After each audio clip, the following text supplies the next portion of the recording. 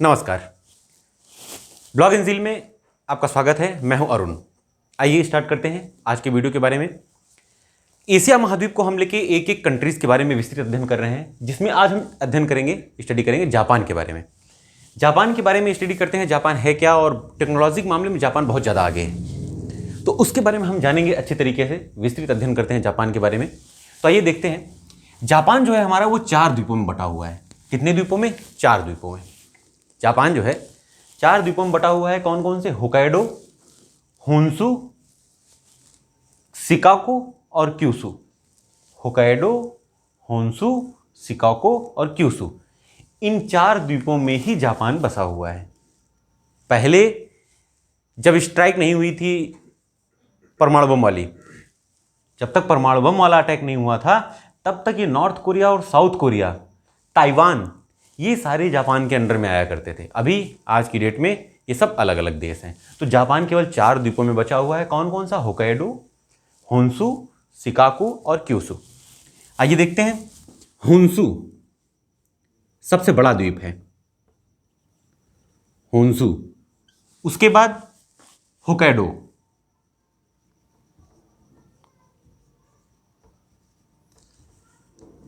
उसके बाद मैप में क्लियर हो रहा है होकाइडो, होन्शु। होन्शु सबसे बड़ा है, उसके बाद होकाइडो, फिर क्यूशु और शिकागो।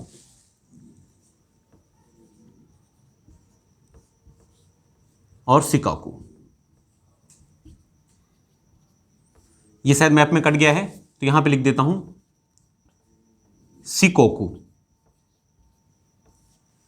ठीक है, ये क्रम अब जरूर याद रखेंगे। होन्शु जापान का सबसे बड़ा द्वीप है। सबसे बड़ा द्वीप जापान का कौन सा है? होन्शु। होकाइडो सेकंड नंबर पे, क्यूशु थर्ड नंबर पे, और शिकोकू जो है, शिकागो कहीं कहीं लिखा हुआ है, कहीं लिखा हुआ है शिकोकू, तो ये जो है सबसे लास्ट नंबर पे है। होन्शु सबसे बड़ा द्वीप है और ये है होकाइडो। जापान की राजधानी टोक्यो होन्शु द्वीप पर है। कौन से द्वीप पर है? होन्शु द्वीप पर। याद रखेंगे, एग्जाम में अक्सर पूछा जाता है कि जापान की राजधानी टोक्यो किस द्वीप पे है, तो होन्शु द्वीप पे है। यह है होकाइडो। होकाइडो द्वीप में अपनी खुद की एक राजधानी, एक अच्छा सिटी है जहां पे सारी चीजें अवेलेबल हैं। तो होकाइडो ने एक अपनी खुद की राजधानी बनाई हुई है, सपारो। होकाइडो की खुद की राजधानी है सपारो। ठीक है, अब देखिए, ये जो पोर्शन आप देख रहे हैं ये है चाइना का, ये पूरा का पूरा चीन है, यहां रूस है, और ये है उत्तर कोरिया और दक्षिण कोरिया। उत्तर कोरिया और दक्षिण कोरिया जो आप देख रहे हैं, उत्तर कोरिया और दक्षिण कोरिया, ये एक दूसरे से किसी बॉर्डर लाइन की नहीं बनाई गई है। ना इनके बीच में बॉर्डर है कोई, ना इनके बीच में कोई हिंदुस्तान पाकिस्तान की तरह बॉर्डर की लड़ाई है।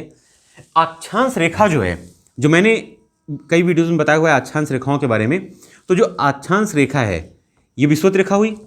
तो अक्षांश रेखा 1 2 3 करते करते जो 38 डिग्री की अक्षांश रेखा है, 38 डिग्री की, 38 डिग्री की अक्षांश रेखा जो यहां गुजर रही है, यही अक्षांश रेखा नॉर्थ कोरिया मतलब उत्तर कोरिया और दक्षिण कोरिया के बीच में डिवाइडिंग लाइन का काम करती है। एक इमेजिनरी लाइन है जो अक्षांश रेखा 38 डिग्री, ये एग्जैक्ट बॉर्डर से जाई, बड़ा ही शांतिप्रिय ढंग से इनके बॉर्डर का बंटवारा हुआ है। 38 डिग्री अक्षांश रेखा नॉर्थ कोरिया और साउथ कोरिया के बीच में है। याद रखेंगे, नॉर्थ कोरिया की राजधानी मैंने यहां पे शो कर दी है, प्योंगयांग, और साउथ कोरिया की राजधानी सियोल। देखिए, जो नॉर्थ कोरिया है, नॉर्थ कोरिया में और चाइना दोनों के बॉर्डर पे एक नदी बहती है जिसे बोलते हैं यालू नदी। कौन सी नदी? यालू नदी। यालू नदी को एक और नाम से जाना जाता है अमनोक। याद रखेंगे, कई बार एग्जाम में आया हुआ है कि अमनोक नदी किसके किसके बीच बॉर्डर बनाती है, किसके किसके बीच बॉर्डर को डिसाइड करती है। तो अमनोक नदी किसके किसके बीच डिसाइड करती है? चाइना और नॉर्थ कोरिया के बीच में।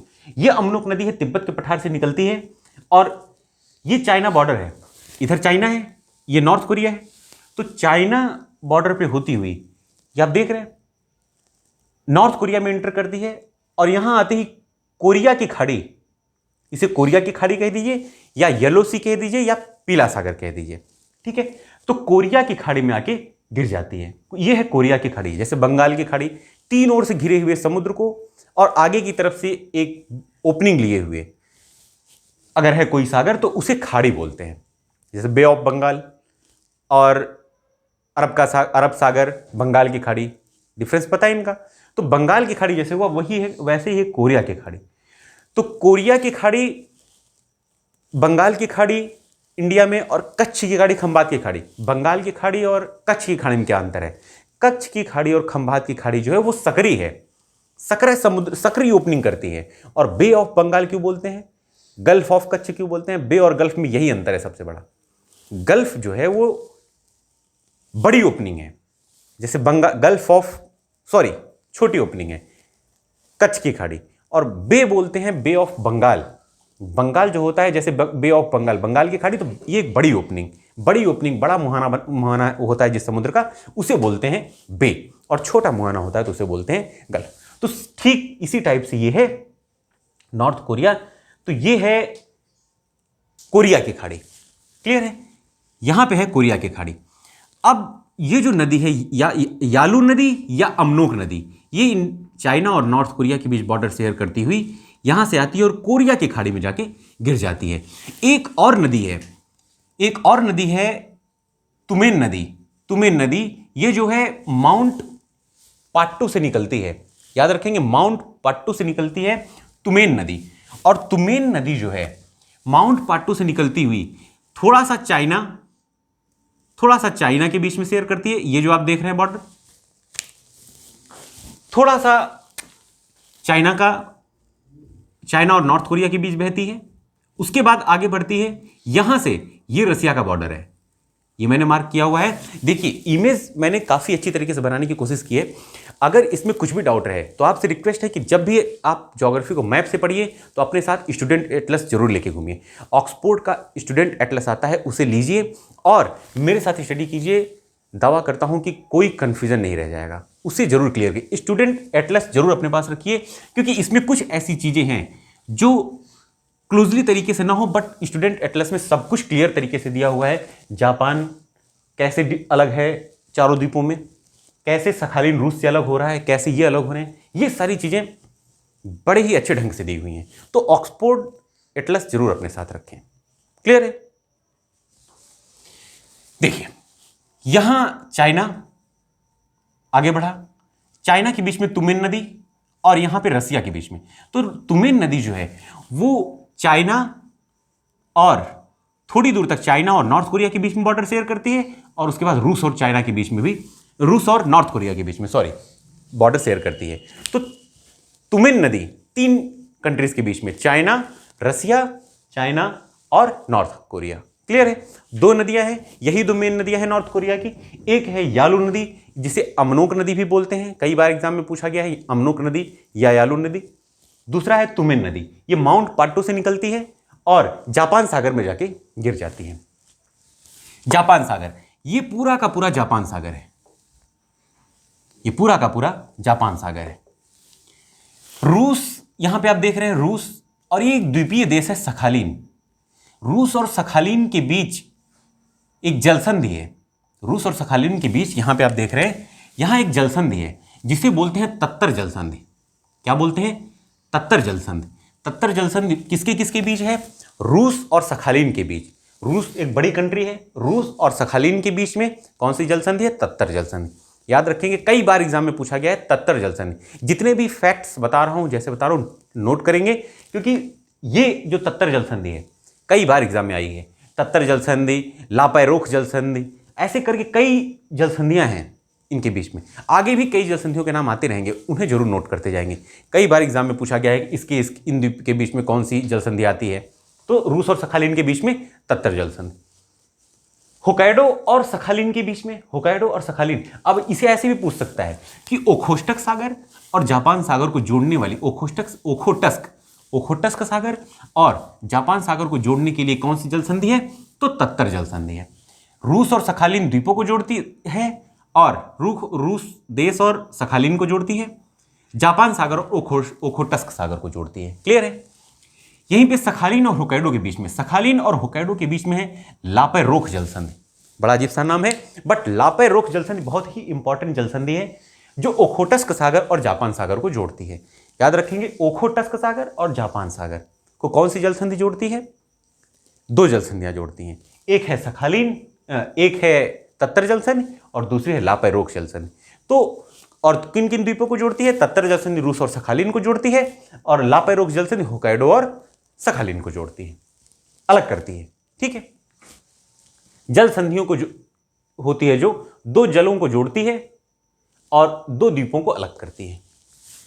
ठीक है, अब होकाइडो और होन्शु के बीच में, होकाइडो और होन्शु के बीच में, होकाइडो और होन्शु के बीच में एक जल संधि है जिसे बोलते हैं सुगारू जल संधि। मैंने यहां क्लियरली मेंशन किया हुआ है सुगारू जल संधि, देखिएगा ध्यान से, सुगारू जल संधि।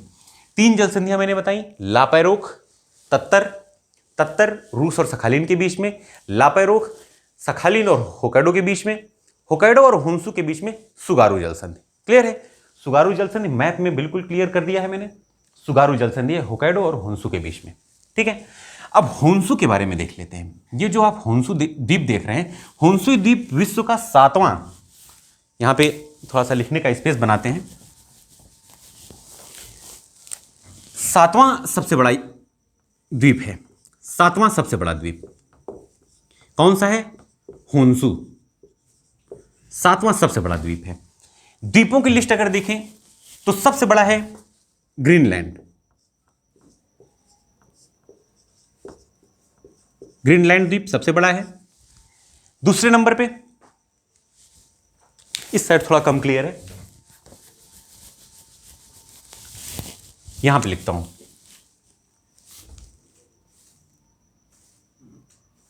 क्लियर है? कम क्लियर है, देखते हैं, यहीं पे स्पेस बना देते हैं। होन्शु 7वां सबसे बड़ा द्वीप है, तो ग्रीनलैंड पहले नंबर पे है, ग्रीनलैंड पहले नंबर पे द्वीप है। दूसरे नंबर पे कौन सा है? दूसरे नंबर पे कौन सा द्वीप आता है?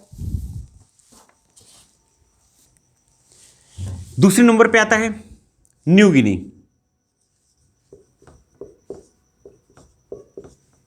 तीसरे नंबर पे बोर्नियो, ये दोनों इंडोनेशिया के हैं, ये दोनों इंडोनेशिया के द्वीप हैं, न्यू गिनी और बोर्नियो। चौथे नंबर पे आता है मेडागास्कर, मेडागास्कर। पांचवां और छठवां आप मुझे बताएंगे कमेंट बॉक्स में, पांचवां और छठवां द्वीप कौन से हैं ये आप बताएंगे कमेंट बॉक्स में। पहला ग्रीनलैंड, दूसरा न्यू गिनी, तीसरा बोर्नियो, चौथा मेडागास्कर। पांचवां और छठवां आप कमेंट बॉक्स में लिखिए, मैं इंतजार करूंगा। और सातवां अपना कौन सा है? होन्शु। सातवें नंबर पे कौन सा है? होन्शु। सातवां सबसे बड़ा द्वीप है कौन सा? होन्शु। तो होन्शु, ज्यादातर जापान की आबादी होन्शु में ही बसी हुई है। होन्शु जो द्वीप आप देख रहे हैं, ज्यादातर जापान की आबादी होन्शु द्वीप पर ही बसी हुई है। और जापान को उगते सूरज का देश भी कहा जाता है, क्योंकि जब इस साइड से सन पृथ्वी रोटेट जब होती है तो सन की पहली किरण सबसे पहले जापान पे ही बढ़ती है, इसलिए जापान को उगते सूरज का देश भी कहा जाता है।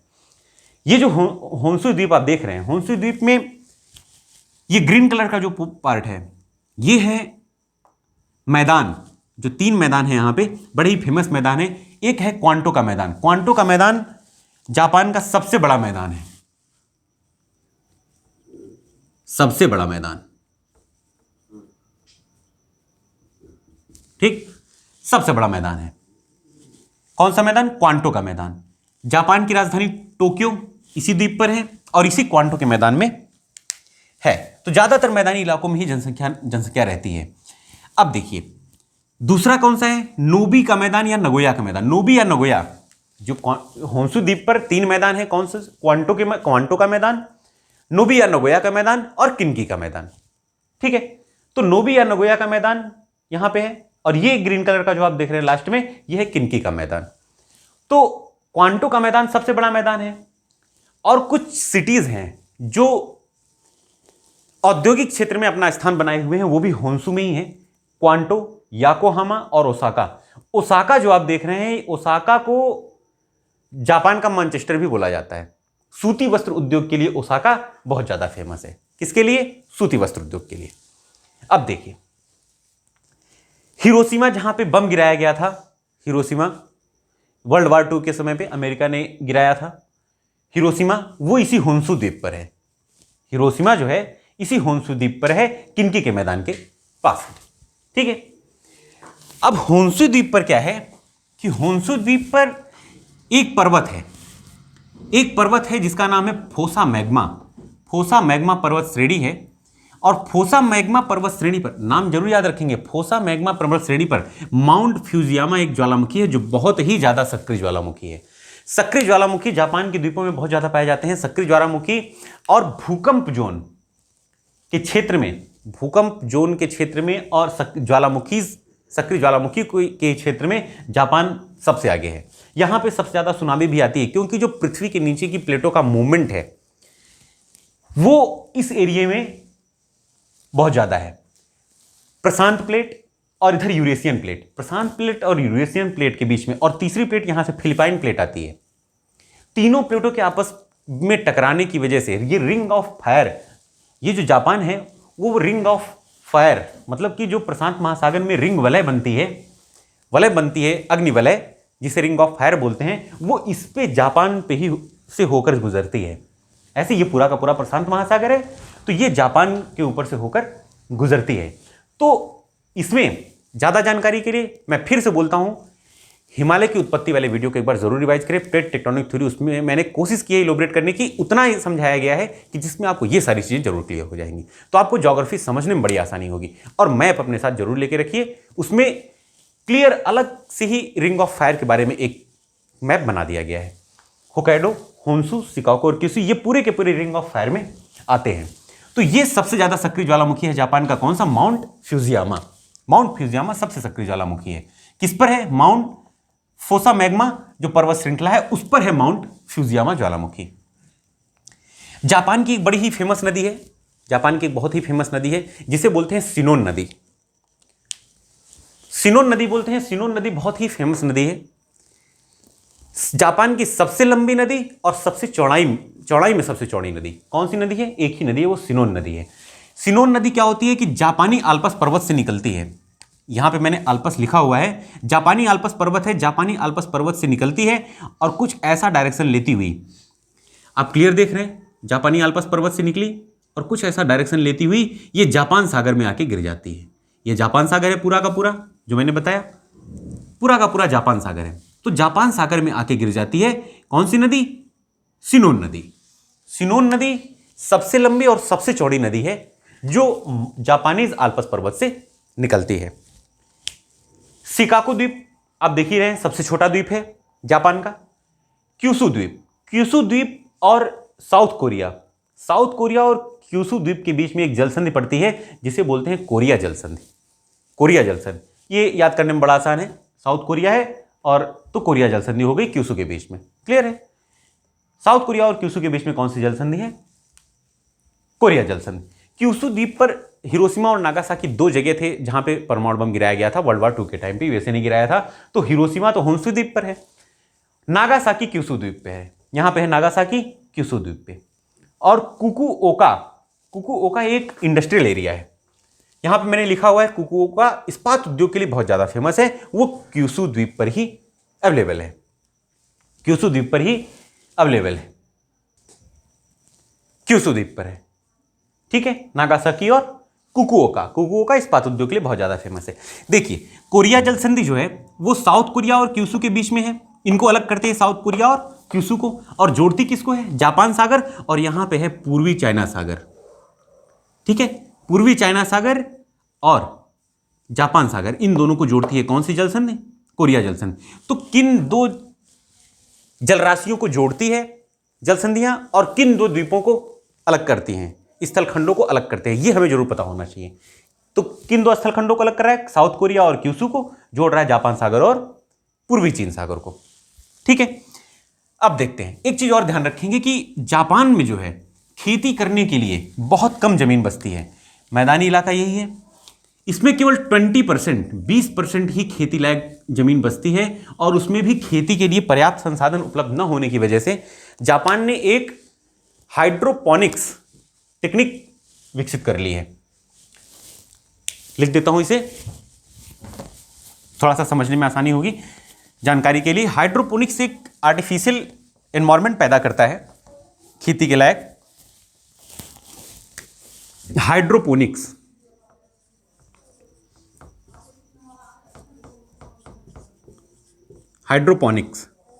हाइड्रोपोनिक्स विधि से खेती करते हैं और 20% जमीन ही खेती के योग्य है। ठीक है, तो हाइड्रोपोनिक्स एक आर्टिफिशियल इन्वायरमेंट पैदा किया जाता है। जैसे ग्रीनरी के लिए हम क्या करते हैं, एक शेड लगाते हैं, अंदर एलईडी लाइट लगा देते हैं, लाइटें लगा देते हैं, नीचे प्लांटेशन कर देते हैं, तो पौधों की ग्रोथ होती रहती है ना, ग्रीनरी के लिए, जो ग्रीन गार्डन बनाते हैं इस टाइप से। तो इसी तरीके से जापान भी है। जापान ने टेक्नोलॉजी इतनी ज़्यादा विकसित कर ली है कि जो भी खाद या रसायन चाहिए होता है जमीन उनको, वो पाइप के जरिए उनके पास पहुंचाया जाता है, उनके पौधों के ऊपर गिरा दिया जाता है, और लाइटें जो लगी हुई हैं वो time to time on off होती रहती है। तो दिन और रात के समय में वो अपना कार्बन डाइऑक्साइड के उस परिस्थिति में भोजन बनाते रहते हैं पौधे, और पौधे विकसित भी होते रहते हैं। तो इस टेक्निक हाइड्रोपोनिक्स, कई बार एग्जाम में पूछा गया है कि जापान खेती के लिए कौन सी विधि का प्रयोग करता है, तो ये इस विधि का प्रयोग करता है। कौन सा? हाइड्रोपोनिक्स का। ठीक है, तो ये याद रखेंगे। ये हुआ जापान के बारे में। आइए देख लेते हैं कुछ औद्योगिक क्षेत्र के बारे में ही। नॉर्थ कोरिया और साउथ कोरिया के बारे में जानने लायक बहुत ज़्यादा चीज़ें नहीं थी। दो नदियाँ थीं, यालू रिवर और तुमेन नदी। अमनुक नदी और तुमेन नदी, ये दोनों चाइना और नॉर्थ कोरिया, तुमेन नदी रसिया भी कवर कर लेती है, बॉर्डर शेयर करती है।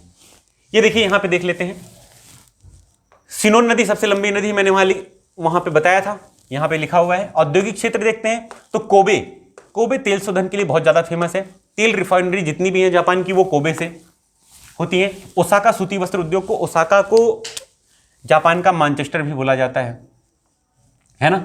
मैनचेस्टर सूती वस्त्र उद्योग के लिए फेमस जो होता है वो लंदन से प्रेरित होके, जैसे रूस का मैनचेस्टर बोल दिया, जापान का मैनचेस्टर बोल दिया। तो जहां भी टेक्सटाइल इंडस्ट्रीज में कॉटन का प्रोडक्शन ज़्यादा होता है उसे मैनचेस्टर बोल देते हैं। नागासाकी इस्पात उद्योग के लिए, हिरोशिमा और नागासाकी क्यूशु द्वीप पे है, क्यूशु द्वीप पे नागासाकी है, हिरोशिमा होन्शु द्वीप पे। तो नागासाकी में इस्पात उद्योग बहुत ज़्यादा फेमस है। फुकुओका भी इस्पात उद्योग, पूरा का पूरा क्यूशु जो है इस्पात उद्योग के लिए बहुत ज़्यादा फेमस है। हिरोशिमा ऑटोमोबाइल्स और जलयान निर्माण के लिए। टोक्यो जापान की राजधानी है। जापान की राजधानी टोक्यो ऑटोमोबाइल और जलयान निर्माण इंजीनियरिंग के लिए, ऑटोमोबाइल और इंजीनियरिंग के लिए बहुत ज़्यादा फेमस है। याकोहामा बंदरगाह विश्व का सबसे सुंदर, सबसे खूबसूरत बंदरगाह है।